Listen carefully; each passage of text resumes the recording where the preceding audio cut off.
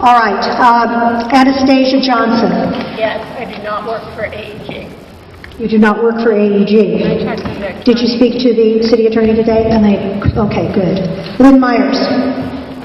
I don't work for Central City Association because that was the question. And you spoke, I know that you spoke to the city attorney. I left 2 messages and the person did not call me back. Okay. Blair Beston is not on our board. Excuse me, clarification. It was about the Fashion District Big who she works for is a member of the CCA board. A CCA, member of the Central City Association. And the city, same as the city applicant. attorney's ruling, because I called them, was unless you were a CCA employee, That's right. That's what I read. there was no conflict, and the conflict is defined as personal financial interest or gain. The city attorney said unless you are a CCA employee, which not a single member on the board is a CCA employee, they ruled that there was no conflict. Point of clarification. Yes. How do we know what the city attorney said? Is it in writing? Well, obviously not. If we only got the information that there was a problem. Is there anyone from the city attorney's office present? Sounds like the email was anonymous and CCH employee. So there is something, so there is a right. And let's be clear, I'm not accusing anybody of misrepresenting anything. What I am indicating is I've been here enough times that I've heard somebody verbally state something as fact which they've misinterpreted. So I've got a big problem with if the city attorney has put something in writing and now we're undoing it. The city attorney usually never puts anything in writing. All right, wait a minute. Excuse me. Barry, please. Is this the city attorney? No, this is Barry Stone. He's our representative at Dunn. Okay. You guys are represented by the city attorney, so if you seek legal advice from the city attorney, the advice they give you is protected between attorney-client privilege. So it's basically up to the board member to disclose if they have a conflict or not based on that conversation. Well, first of all, I'm a board member. This is the first time that any of this is coming to my attention. And secondly, as I've said, and as everybody here knows, you know, what the city attorney says is often the preface to lots and lots and lots and lots of conversations and debate. I just simply don't understand how if the city attorney did furnish something disqualifying somebody or whatever, how we can now go forward because he said that she said that he said that she said. Does that make sense? Again, I understand confidentiality. okay, and that it has to do with each particular issue for each board member. She may have told one board member that you have a potential conflict, and may have told another that you don't. So based on that, it's up to the board member to recuse themselves if they have a conflict. But as far as the conversation, it's not going to be in writing because it's attorney-client privilege. Oh, so attorney-client, you're telling me attorney-client conversations can't be in writing? No. That's not what you're saying. They don't have to be able to disclose. No, they don't have to be in writing, but they yeah. The real thing here is, if we look at this list, there are only 1, 2, 3, 4 people that are on this list that are actually present today. And several of them have already stated for the record that they spoke to the city attorney, and the city attorney said that they could vote on this issue. So it is up to them. If they publicly state that they can, and it is later found out that they cannot, they can be in a lot of trouble. The very essence of a confidential conversation is you don't make it public. They have the right What to... he's saying, but now they're standing up here making it public. Okay, guys. So here's the deal. You know, I get what you're saying, but the city attorney, it is an attorney-client privilege. Here's where you go. You have a vote to take tonight. You have 4 people that are here that either have to say, I need to recuse myself or not. You will take that vote based on what happens. Should someone decide they want to challenge that vote, they can certainly send something to the city attorney or to the department as a complaint or a grievance to challenge it. And then it will come out in a formal process. If you're going to sit here all night and fight each other, you're going to make me come back here every month. So you got to stop and you got to listen to what your advisors have, and let's move this thing forward, hear the issue, and do what you need to do after the vote. All right. What I'm going to do, and this is my decision, is I'm going to ask again the 4 people that are here whether or not they wish to recuse themselves. If they choose not to, we will continue with discussion on this item. So, is there anyone, yes, you feel you're leaving? Yes, I think Okay. it's perfectly clear to all of us whether or not we should or not, and I think we should move this conversation forward. I have the tiniest little hint of an idea. If you feel that you need to recuse yourself, please do. Okay. Madam President, Yes, since the city attorney did not return my phone call, is that it is your choice. my choice? It's your call. You take the chance or you don't. If you decide to recuse yourself, you recuse yourself. If you decide not to, then... All right, you win. For now. All right, then this issue has gone to bed. We're not discussing it anymore. What we are discussing is 11.5. I have some speaker cards on that, and I'd like to call those up now. All right, Charles Porter. I'm with United Coalition East Prevention Project, and I have some concerns about the New Genesis and the Great Balls. And I'm here speaking in opposition. I think that for them to request a beer and wine license, I think it goes against the spirit of Skid Row Housing Trust mission. I think that they don't have a track record, neither Skid Row Housing Trust nor Great Balls, of selling alcohol. That's one concern. Second, I think a survey of tenants to find out what tenants would like to see, what type of use will bring more balance to the issue, perhaps some social enterprise type of business there. I think it's a power imbalance in asking tenants to support, because they're at the mercy of the housing provider, so it's easy for them to say, you know, to please support this project. Additionally, the Pluck Committee, I think it's important to find out how many outlets we have downtown already. What's the cumulative effect of drinking downtown? Are there alcohol-related problems? And should we have more alcohol downtown? So I'm concerned about Skid Row Housing Trust setting a bad precedent, in my opinion, as a service provider, nonprofit that gets, you know, dollars to provide resources to people in recovery and people recovering from mental illness, venturing out into a business that, you know, sells beer and wine, sells alcohol. So I'm opposed to this project. Thank you. Deputy Executive Director with Skid Row Housing Trust. Just want to follow up on what Elizabeth said. New Genesis has been operating really beautifully as a mixed community with formerly homeless adults and low-income artists with no problems since it has opened.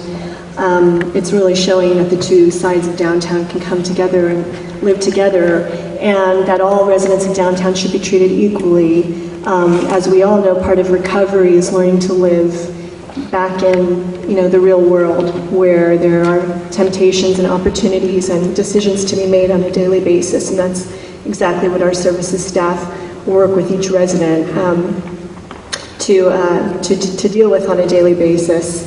You just approved by consent with no discussion 3 either full liquor or beer and wine licenses at restaurants that are within, I would say, probably a 3-block radius of this site. I live on 6th and Main, so I know that within, you know, between walking from my building to New Genesis, I probably pass 4 or 5 restaurants that all have either full liquor licenses or beer and wine licenses. So I would urge you to think about discrimination, the issue of discrimination, and how you're treating the residents of our building versus residents that live in my building in the Pacific Electrical office on 6th and Main, where we have a restaurant that serves beer and wine on the ground floor of our building, and every other resident of downtown. And I would encourage you to consider that when you take your vote. Thank you. Thank you. I'm going to start down. Matter of clarity. Yes. there is a flaw on the actual draft letter that needs to be clarified, because it states that the LAPD supports this, when actually we looked at that. The letter does not state that. Show us the wording. The letter does not state that LAPD supports this project. Just one moment, You have the please. local bid, you have the council district. Show me the letter. Recommended by LAPD. The only thing that it states about the bid, only thing it states about the bid or LAPD or the council office is standard language that is on every planning letter. In DLANC's view, the information presented provides adequate justification for granting the requested approvals, subject to any additional conditions recommended by LAPD and the city council office. DLANC fully supports the applicant's request, encourages the city to approve. Nowhere in here does it It's on the say. agenda. It does not state in the letter. Okay, well, I misspoke. Okay, I misspoke. It's on the letter, on the agenda. Then that means that it's part of planning. That's planning's minutes that are on the agenda. And if that is true, then you need to take it to Simon so he can adjust their minutes. But that has nothing. That is not part of what we're voting on right now. We're voting on our motion 11.5. We're voting on a motion. 11.5. So before we vote, it needs to be clarified the language of exactly the motion that we're voting on. And clearly in the last line, it says that LAPD supports this, and we've got Sergeant Vasquez that can speak to that to clarify the situation in terms of LAPD. All right, then could I have all right, just a moment. What we need then is to revise. Pardon? Motion to revise the. Yes, Simon. How would you like to revise it? There's also another typo here. New Genesis is not an SRO building. We should take out the SRO as well. So,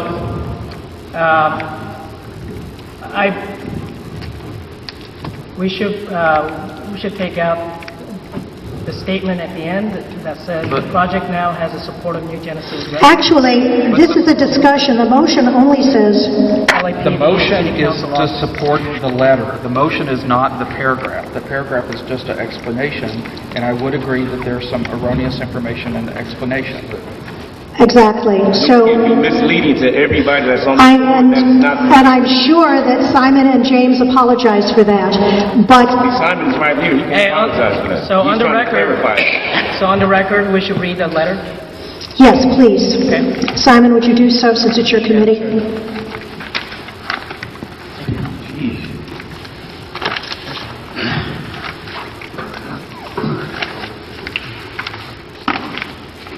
As soon as you do, Simon, you've made the motion to approve this letter. Is there anyone who can second this one? Just a quick question. Do all the board members have a copy of the letter? We have extra copies if you need it. Then, please read the What is letter. this motion? What is this motion? The motion is to approve the letter. The language in the letter or the actual letter? Because there's... The actual letter. About to read, not the... No, because there's still discussion. We haven't gone through board member discussion yet. We're going to read it, and then we are going to discuss it. We had to have a motion on the table first. He is going to read the letter, and then we will do board member discussion. So before you do, because I invited LAPD here to speak to this matter in terms of the language of LAPD's position. Now that we're clear on that, is it okay that we can announce that he no longer has to sit here if he doesn't want to? We asked for public comment, and they didn't tell us that they were here. LAPD did speak in public He comment. did speak, but, What are you talking yeah, about? we love having you here. Please stay as long as you like. If they want to speak to it. Thank you. Go ahead, Simon. Thank you. So for the record, here's the letter. Dear Zoning Administrator, at our regularly held public meeting on October 8, 2013, the Board of Directors of Downtown Los Angeles Neighborhood Council, DLANC, voted to support the above request.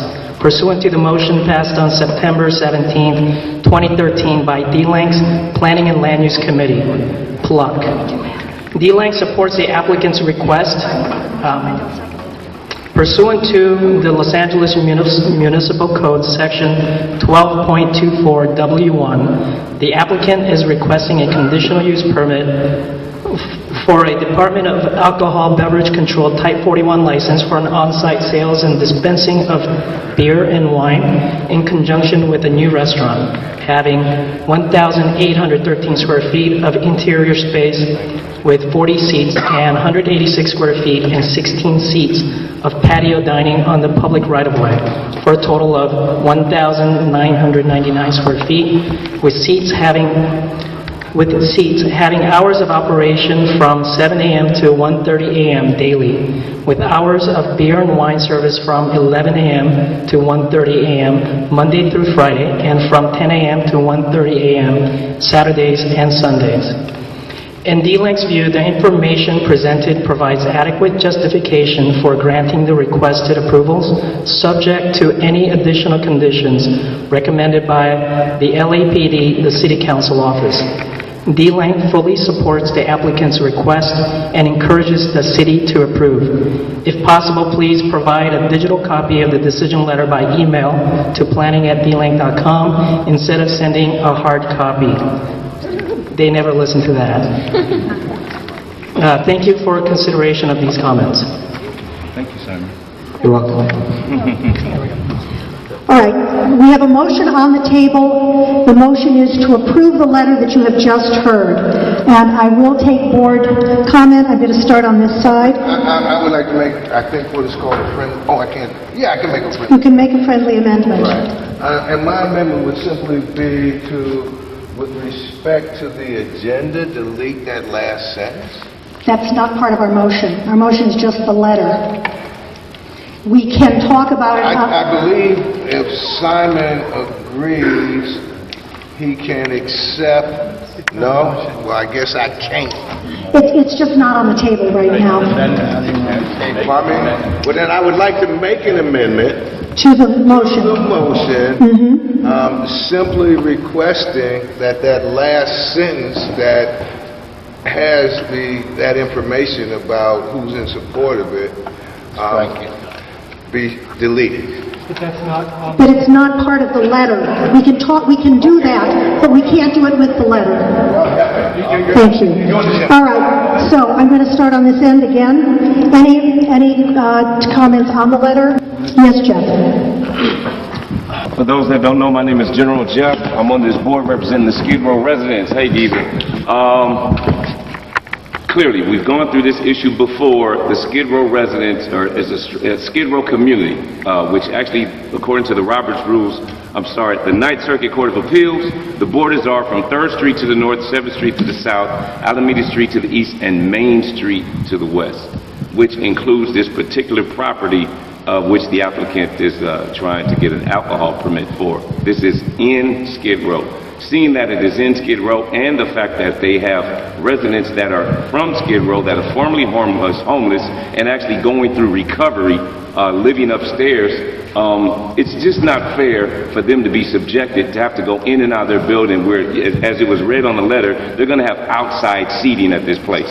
So people outside drinking beer and doing all of this, and just total disrespect for the people that are going through recovery. And who's to say what hours they sleep, what hours they're going through their support groups or meetings or therapy, their therapeutic sessions, and you've got people right outside your window that are just drinking and clicking glasses and just all the noise. It's just total disrespectful. In addition to all around the location, as the young lady mentioned during public comment, immediately to the south of this location is Portofino that has alcohol. Immediately adjacent to on the north side is the Regent Theater, which is going to have numerous, it's a nightclub venture for those that know. It's not yet open, but they're remodeling right now, and they're going to have numerous alcohol outlets. And so going all the way down the block, you've got Blossom, you got Pete's, you got Kitchen Table. Going south, you've got the Nickel Diners a block away, Artisan House is 2 blocks away, so there's already an over-proliferation of alcohol. When you talk about in Skid Row, right around the corner is King Eddie, you've got right around the corner to the north, you've got the Must, you've got Lash, going east west of that on Spring Street, you've got Buzz. So there's so much alcohol. There's no shortage of alcohol in Skid Row and in that area. So out of respect for the community, he was saying, at least on this building, do not allow the alcohol in there. They came, applied for our board for full line of alcohol before. This board voted against that. you know, so now Actually, that is not true. We did not vote in. Correction, the board voted to not support, and now they're back for beer and wine, and so again, we ask that you do the same thing to respect our community. Thank you. Just one correction. What our board voted was to not accept the letter of approval. That is the only thing we voted on at that time. Are you at our table? Come on up here if you're going to talk. Anybody else up here? This side? Gazel, where are you sitting? I'm sitting behind Matt. Oh, wait a minute. If you've got your alternate up here, you can't. I'm sorry. I can't speak? You had to go for public comment. We have to be under public comment. All right. Anything else on this side? Yes, Simon. I would just like to mention that the committee voted on this item and approved this item 8 votes yes to 1 vote no. On the last, when the applicant first came to us with the full line of alcohol, I didn't get a mic. the vote was very close. It was 5-4, and the committee passed a motion to support the application. I think downgrading it to a beer and wine and having gone through a long process and coming back to our committee, we voted to support it 8-1 this time around. So they have the majority, or more than majority of the votes of the planning committee.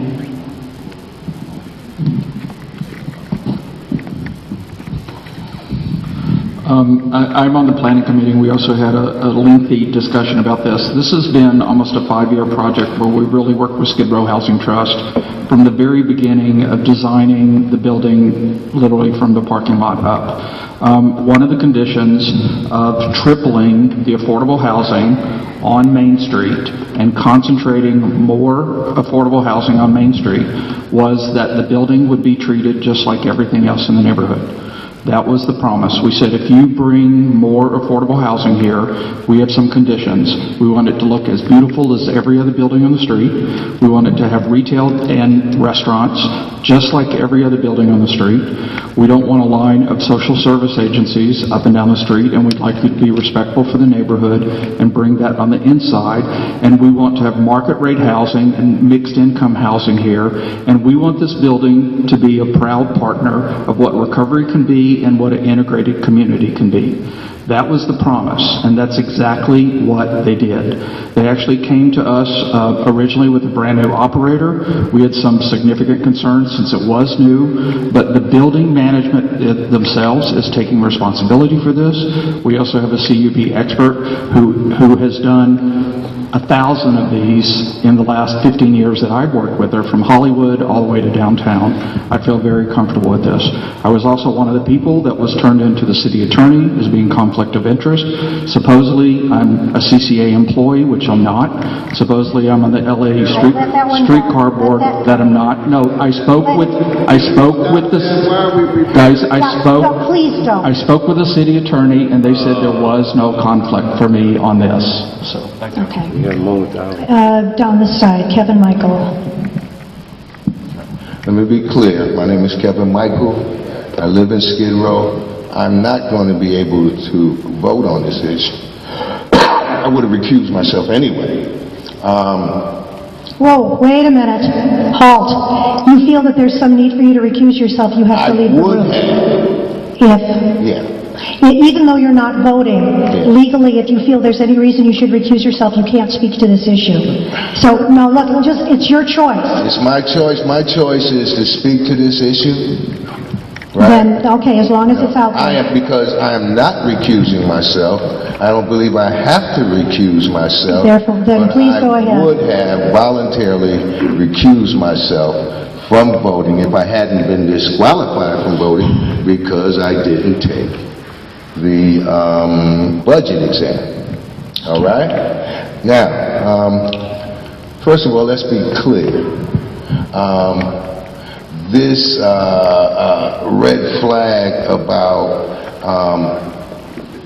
not being able to live in a restaurant, in a building that has a restaurant, is discriminatory, is nothing more than a red herring offered by Ms. Peterson, right? There's no way that you can live on Main Street and not be close to a restaurant that serves alcohol. Secondly, and I'm not going to disparage you personally, that's not what I mean. I know you have a job to do, as we have a job to do. And I hope I'll be respectful enough, and I hope I've gained enough respect of my fellow board members that you will hear what I'm saying. Okay? I don't believe, Simon, and I want to ask you, do you believe that the Skid Row, Simon Russ, those on the pump, that you were given a full and accurate history of this project? All right. And I've listened to my board members, my colleagues, discuss this matter thoroughly. I've thought about it thoroughly, and I've acceded to the conclusion that it's time to take the Band-Aid off and let it breathe. And what I mean by that is that SRO, Skid Row Housing Trust, and other identities have placed hotels in Skid Row and made it a hotel. Time is changing, and we're trying to modernize and try to beautify downtown. And as we build new hotels, new things do need to be implemented in there. We're not saying that some of the clients that are in that are living in Skid Row do have drug dependency or alcohol dependency. I'm not saying that. One of the biggest recovery in the area. All I'm saying is that it's based on the choice of the individual. Each day, each and every one of us in this room, they hear my voice, have a choice to do right or wrong or whatever they may be, but they do have a choice. Skid Row Housing Trust has come up with a way that they'll be able to mainstream each and individual as they coming off the street and back to be a productive individual in society. And one of the first steps is housing. And when you have housing, you are mentally secure, so you can move on if you need employment or if you need medical, whatever it may consist of. But as long as you have housing, that is the first step. Because everybody in this room hear my voice, you're 4 checks from homeless anyway. So let's get real about it. Or you'll be selling everything. I think that this restaurant is a good choice. Please raise your hand.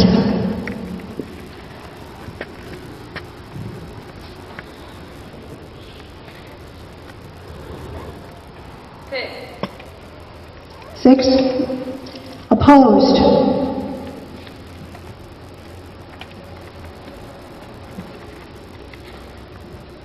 2. Abstain? 3.